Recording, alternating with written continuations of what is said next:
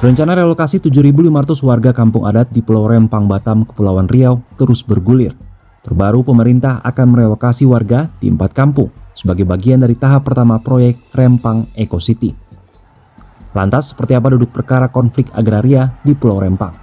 Benarkah warga kampung adat tidak memiliki hak untuk tinggal di lokasi yang bersengketa?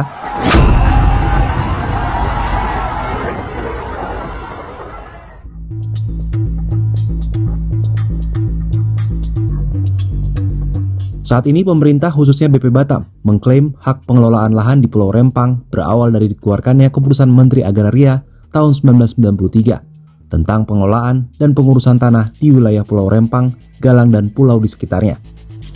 Dalam keputusan tersebut, pemerintah menyatakan kesediaan untuk memberikan hak pengelolaan di Pulau Rempang kepada BP Batam yang saat itu masih bernama Otorita Pengembangan Daerah Industri Pulau Batam. Hak pengelolaan diberikan dalam bentuk hak pengelolaan atas tanah atau HPL. Klaim ini diperkuat setelah Kementerian ATR BPN mengeluarkan HPL untuk pengembangan kawasan Rempang kepada BP Batam. Penyerahan SK HPL tersebut diberikan langsung oleh Menko Perekonomian Airlangga Hartarto kepada BP Batam pada April 2023. Pengajar Fakultas Ekonomi Universitas Maritim Raja Ali Haji Tanjung Pinang yang juga mantan asisten pemerintahan dan asisten ekonomi pembangunan Pemkot Batam, Muhammad Syuzairi, Rabu 13 September 2023 mempertanyakan klaim HPL di Pulau Rempang dan sekitarnya oleh BP Batam. Nah, ini yang sebenarnya juga harus kita uji. Kenapa? Karena di dalam Undang-Undang Pokok Agraria 560, HPL itu tidak dimonopoli oleh otorita. Mestinya pemerintah daerah pun malah menjadi prioritas pertama bahwa HPL itu dapat diberikan prioritas pertama itu kepada daerah swatantra, ya. BUMN, BUMD, Persero di Undang-Undang 560. Belum ada otorita ketika itu, tapi disebutkan daerah swatantra. Baru terakhir, ya, kita lihat bahwa HPL itu kan di Jakarta juga ada HPL Bung Karno dan sebagainya itu, ya. Nah, konsep HPL itu kan gempilan tanah negara. Di sini yang sering salah menyebutkan ketika dia mendapat HPL, maka diterjemahkan bahwa itu milik BP. Di sisi lain, posisi masyarakat yang bertahun-tahun menempati Pulau Rempang seakan lemah lantaran tak mengantongi sertifikat tanah sebagai bukti kepemilikan lahan. Saat pemerintah menarik pembayaran pajak bumi dan bangunan, warga pun menurut. Hanya saja, PBB bukanlah bukti kepemilikan, namun bisa menjadi bukti awal bagi warga. Hak penguasaan atau hak milik itu kan dibuktikan dengan sertifikat. Betul, ya, kita setuju, ya kan? Nah, tetapi ada hal yang perlu kita ingat bahwa dulu nenek moyang kita tuh punya sertifikat atau tidak? Ada nggak? Ya, orang-orang tua kita, terutama di kampung-kampung itu, punya sertifikat. Apakah kalau mereka tidak punya sertifikat lalu tanahnya tidak diakui? Ya kan? Ini logika-logika yang sangat sederhana. Nah, oleh sebab itu maka dia telah diatur lebih lanjut dalam PP 24 tahun 97, ya.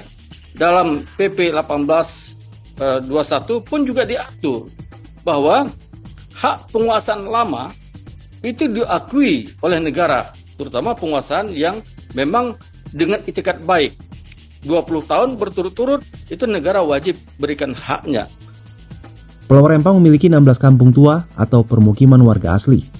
Warga asli yang terdiri dari suku Melayu, suku orang laut, dan suku orang darat ini diyakini telah bermukim di Pulau Rempang setidaknya sejak 1834.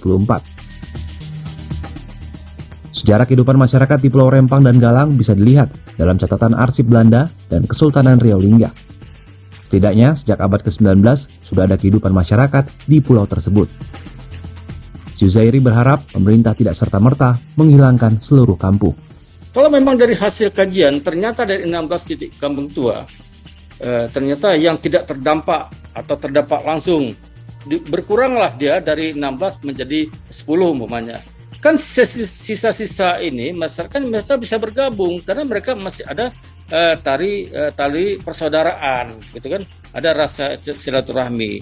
Mereka bergabung di sana.